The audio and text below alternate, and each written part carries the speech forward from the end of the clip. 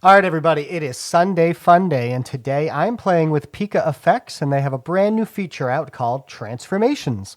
You get to do cool things like this where you upload an image and then it transfers it into a different scene. So these scenes are already pre-programmed, so these are actually pretty good because it always knows what the end game is going to be. So it grabs certain features like the facial features and different things like that, and then transfers the whole scene into where it's going to eventually go. So this is one of the special Pikaffects transformations called Museum Me, where you take an image of somebody and it shows what they would look like in a museum.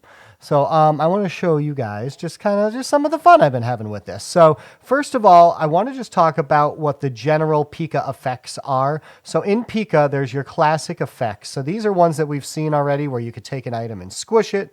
You can go and poke it or cakeify it. Cakeify, I've had some struggles. This is a good example here of it actually looking good, but that one's been a little bit tough to get just right. Inflate, it's really fun. Peel it. Decapitate, I'll show an example of what I did. I had some fun with that one. So there's explode, melt, crush. Crush is like one of those presses that you would see online, like YouTube videos of like them crushing things.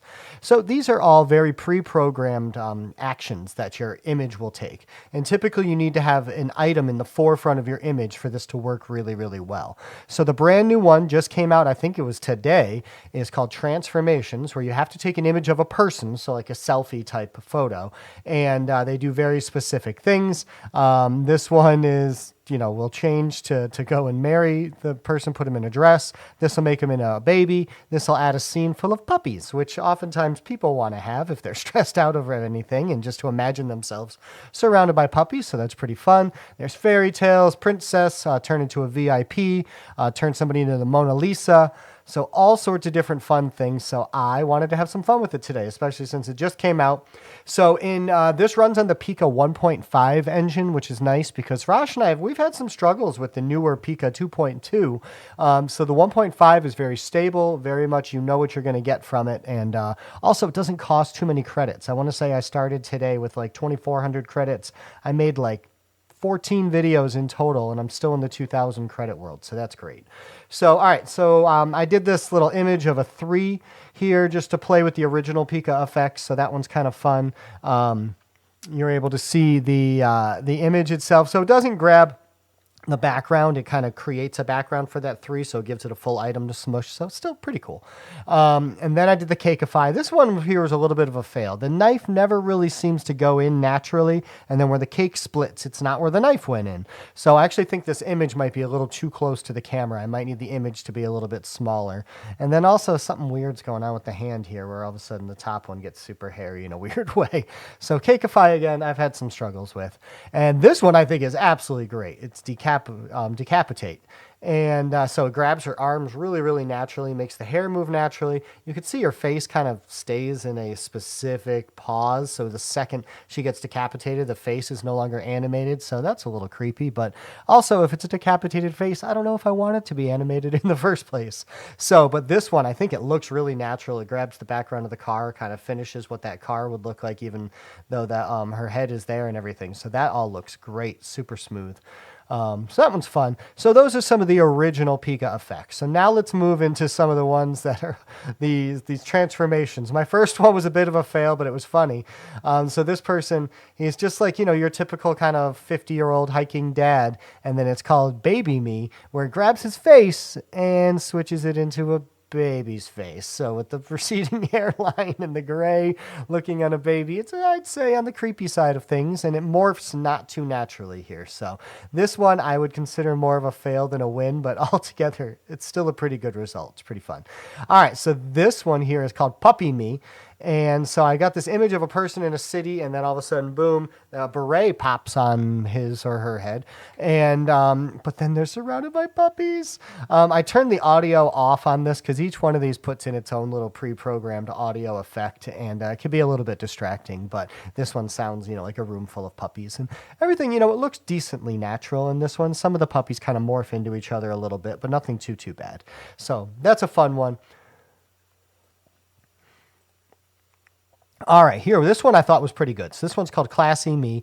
I grabbed all these images today really quick, just so you know. I popped over to 3 different places because I wanted to get images from different image generators just to see how they would do. So I was able to use some Midjourney. This is one of Rosh's favorite things to do, is to go to the Midjourney community and grab some of these images. Again, that's where I grabbed that 3 over there, some different ones. And I ended up using this one because I thought it was really cool and striking. And so I used some stuff from Midjourney. I did some image generation through Grok, and then also Leonardo. So that was like the image in the beginning. Some really good stuff from Leonardo. I selected the photorealistic category and was able to grab some of those. I think I used her in a couple of them. I definitely used her. So there were some really good images. I used him. So I was able to grab from different AIs across the board, and I wanted to do that on purpose to see how they would interact with this Pika platform. So this one I think is great. It's called Classy Me, where no matter who you are, it puts you in this scene behind this like classy, kind of almost like piano looking top. And, it kept the same level of animation. So I don't think the original photo I used in here was 100% real looking, and it kept it in that same kind of look and feel, which I thought was great.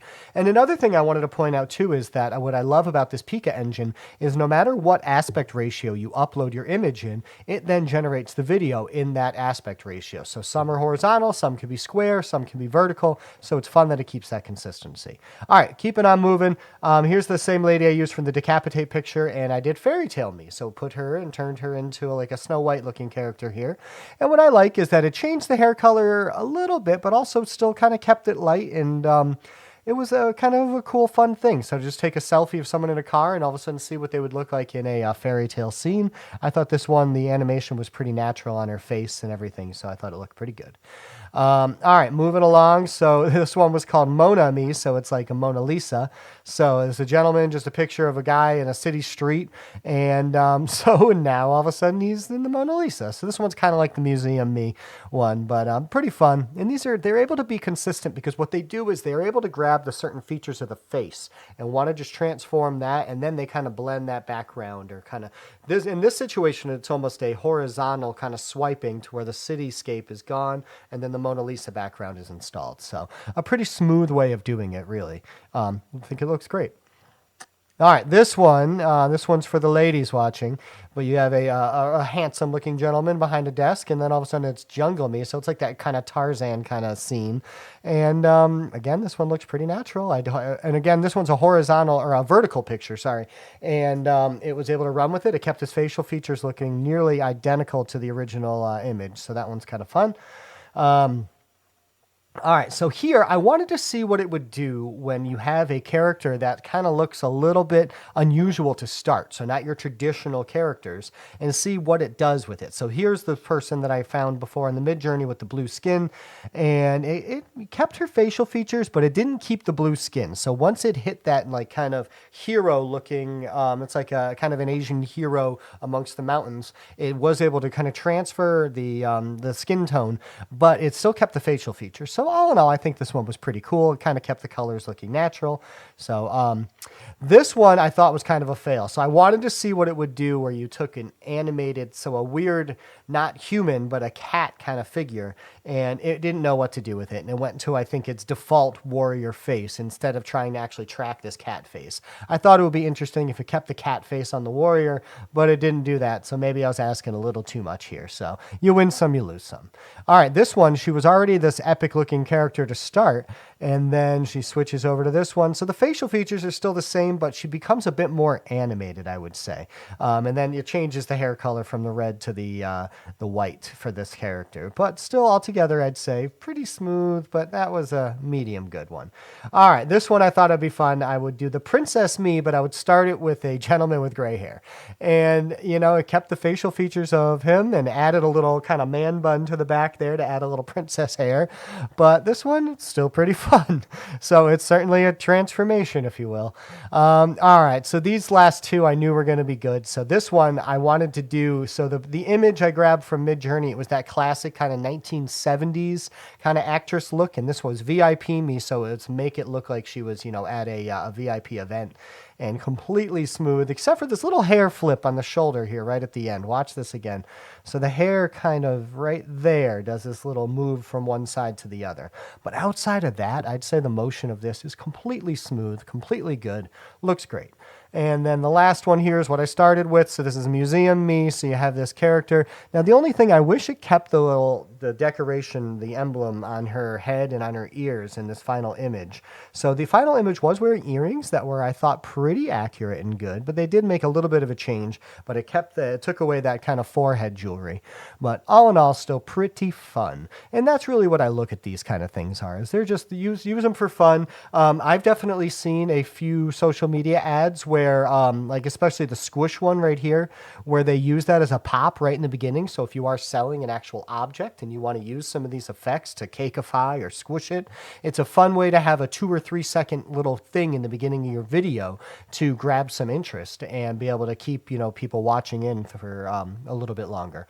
So, all right, well, let me know in the comments, please, if you like to use Pikaffects, and if you've used this newest one that came out, Transformations. The best way to keep up to date with all the latest things that come out in the AI world is to check out our show every Monday.